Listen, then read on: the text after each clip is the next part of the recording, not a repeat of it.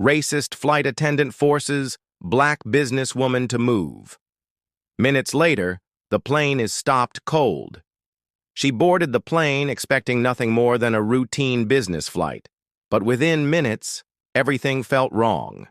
The glares, the dismissive tone the moment a flight attendant demanded she give up her seat for someone more deserving.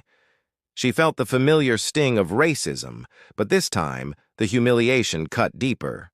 People stared, silent, as if her dignity didn't matter.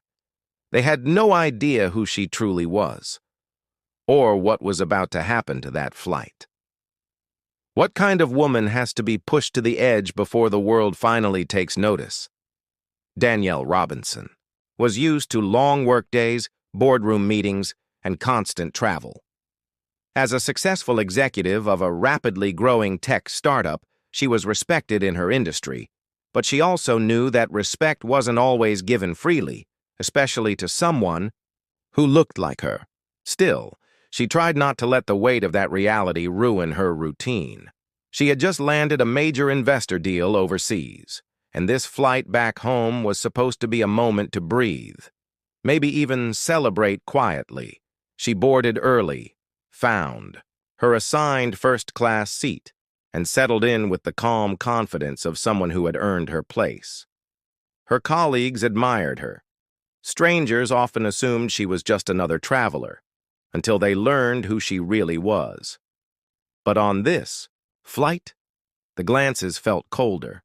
A few passengers stared a little too long, whispering, almost judging. Danielle brushed it off, focusing on her work notes and sipping water while passengers continued boarding. But then came a slight tension in the air, a shift that felt almost invisible, but real. A flight attendant passed by once, twice, looking her up and down.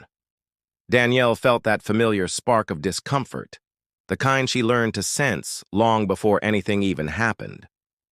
Something was coming. She could feel it.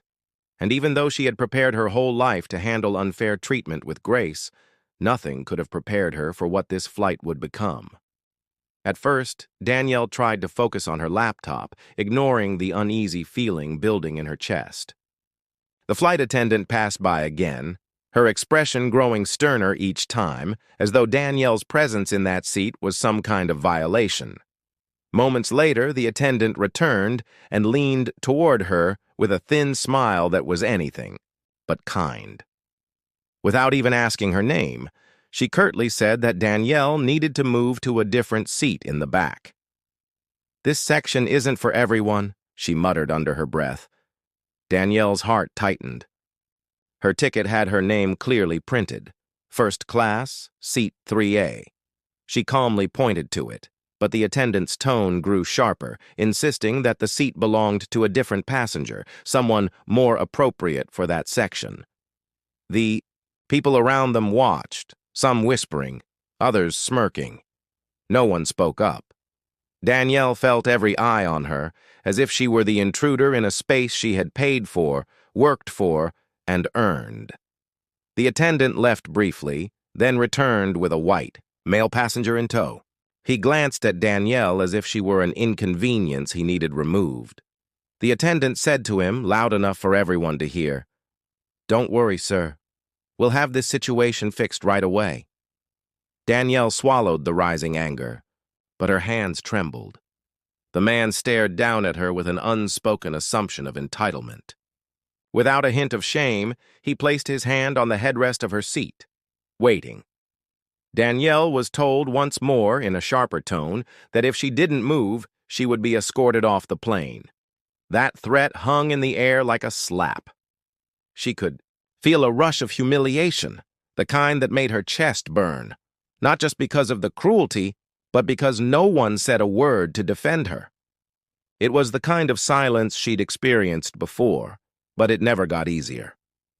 As she gathered herself and looked around at the faces staring back at her, she realized this wasn't just about a seat.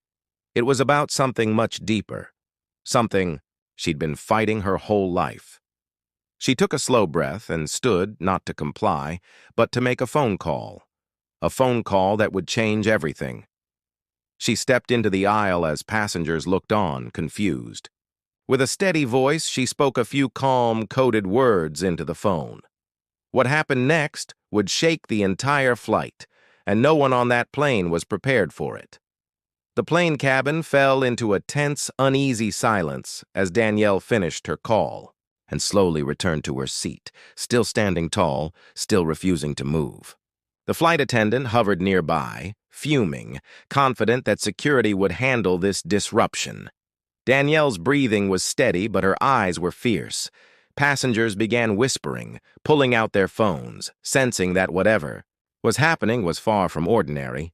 Then, almost like a scene out of a different reality, two uniformed federal air marshals quietly entered the cabin from the front, followed by another officer dressed in plain clothes.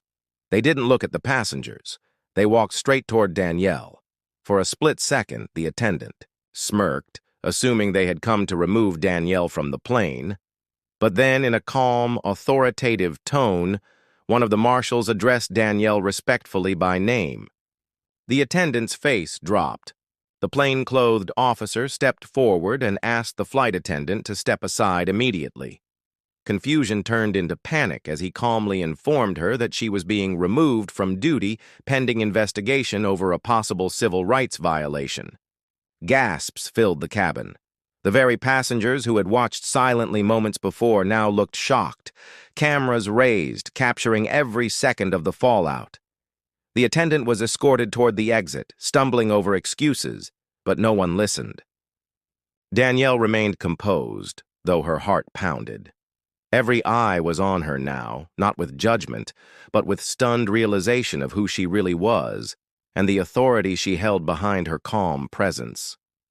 As the flight crew scrambled to process, "What was happening?"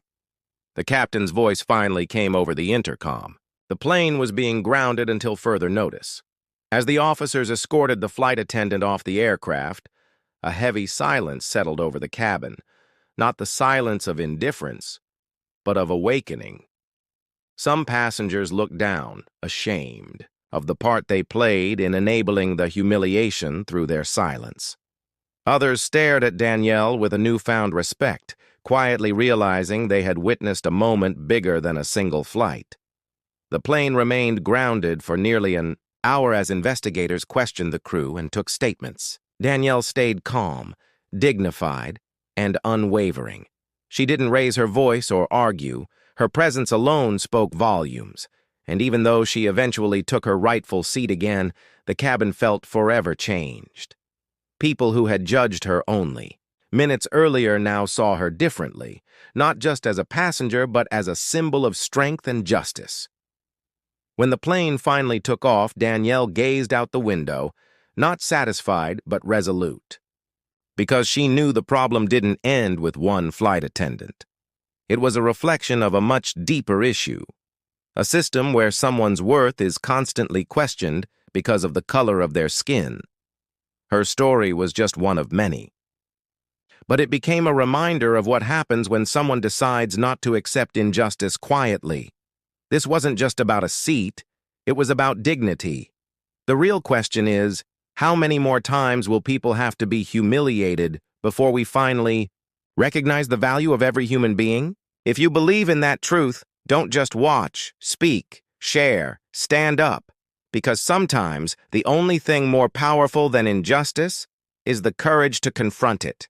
If you believe in justice, subscribe and like.